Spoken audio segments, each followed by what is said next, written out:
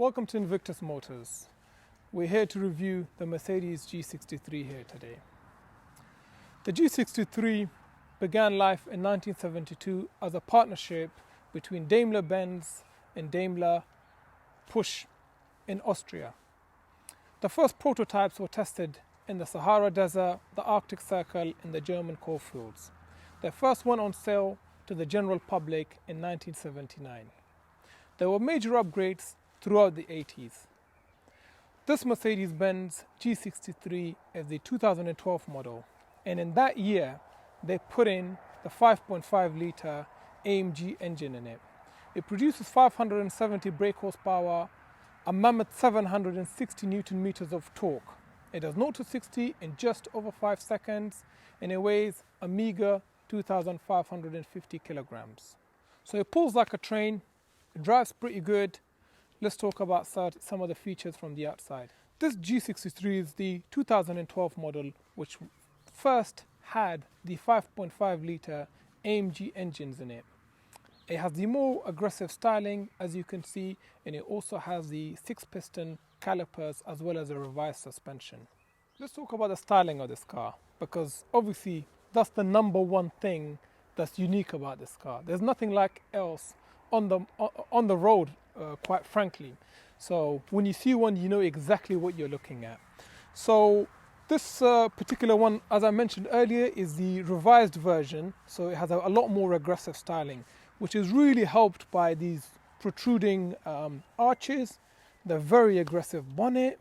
It's got the grills at the front, which are brilliant because they're protecting the condensers behind it. So not only do they look good, they have a function. They also have the LED headlights and the daytime running lights just below it. Another thing that I really like about this car, which some people sort of black out, is the chrome bits. I think the chrome combination with this car goes really, really well. These side steps, which are sort of fixed side steps, they're in chrome, look quite good. And then you have the infamous protruding exhaust pipes pulling out on the sides on either end. The windows, or the rear windows on this particular vehicle, are blacked out, which I think really complements this car and looks quite neat actually. Coming around to the back, you got the spare tire, which is housed quite nicely in this chrome and black covering. You got the rear view camera at the top. You got the rear wipers up top as well. You got the AMG badging along with the G63. You've got a really sturdy rear bumper in this car, which has the parking sensors within it. You also have the towing eye at the back, should you need to pull anyone out. I keep saying this, but this car is like no other car. And this is not just the design, it's also the way it's built. It's built a bit like a very luxurious Defender, where there's lots of steel bits and metal bits used. So there aren't a lot of plastic and other material in there.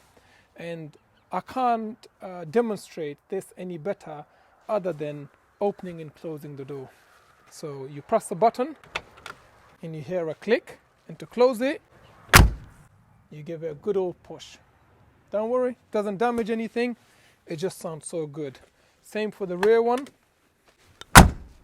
Sounds so good and satisfying. Opening the boot, which is quite a healthy space. Again, you've got the button, put your back into it, open it. Feels quite heavy because of the spare tire, but it opens no problem. You've got a very healthy amount of space here. We've taken the parcel shelf bit off because we had the seats folded down. And that's another beautiful thing about this car. The seats do fold down, so it's actually a very practical car, not just a Chelsea tractor. So we're sat in the back now. There's plenty of leg room, so I can stretch my legs. You can be over 6 foot, have no trouble sitting at the back for long journeys. Again, this designer leather looks absolutely gorgeous. The leather is also quite supple, and for the cold winter days, it's heated as well. So the rear seats are heated, and the front seats have speakers within them. So there's speakers everywhere, in the door cards, in the seats, God knows where else. but you get a really crisp sound in this car, and surround sound as well. I'll tell you a few reasons why this car is actually excellent value for money. The car only has one owner who ordered it brand new from factory. It's also only been serviced at Mercedes. And thirdly, it only has 22,000 miles on the clock. So it's not been driven more than 3,000 miles a year. These cars are very unique. As you can see, there are not many like it on the road in terms of other manufacturers. The build quality is very, very different from other vehicles. Over time, I think these will become a collector's item, especially ones with low mileage, low owners, and preferably full dealership service history, which this fits the bill. As we're going towards more electric cars, engines like these will become more and more desirable since there will be fewer on the road. The newer version of this, the 2020-2019 ones, have a 4-litre, so the age of big engines is behind us. We're now inside the G63. So first let's talk about the driving position. Driving this car, I genuinely feel like some sort of German general. You sit up high, you're in this beast. There's nothing like this car out there that other manufacturers make. You've got excellent visibility over the bonnet. You could see right to the end of it. What else about the interior? Well, there's lots to talk about in the interior. The first thing that really stands out in this vehicle in terms of the interior is the exclusive designer black leather. Obviously that gives it the perforation as well. They feel very comfortable to drive. It's also got the comfort seat package, which basically adjusts the lumbar support. If you're a wide person, it can make the seats a bit wider around your lats or around your hips as well, which is done via the buttons on the side.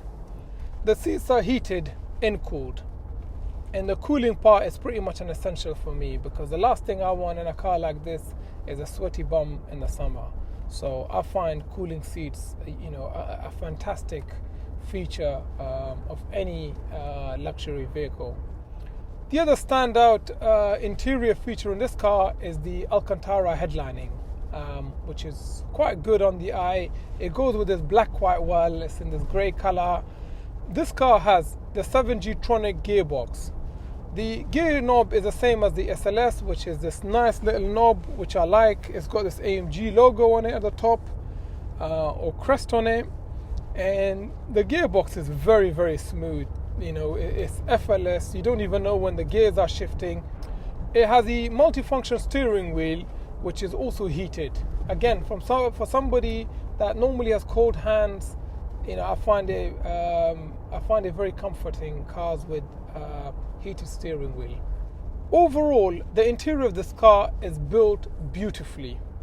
There's no expense spared in here. I challenge you to find any plastic trimming in the inside of this car. Everything is covered in leather. Everything is built to a very high standard, unlike the run-of-the-mill Mercedes, which quite frankly, are clonking all over the place, are not made from the best material. Being inside of this car is special, and so it should, because it feels special from the outside with the design. Here, you're up high, you got a heated steering wheel, you got a very, very good view of the road, and more importantly, you got a good view of the car. You could see right to the end of the bonnet, and the rear view mirror isn't too bad. I've adjusted it so I could see half of the car and half of the road.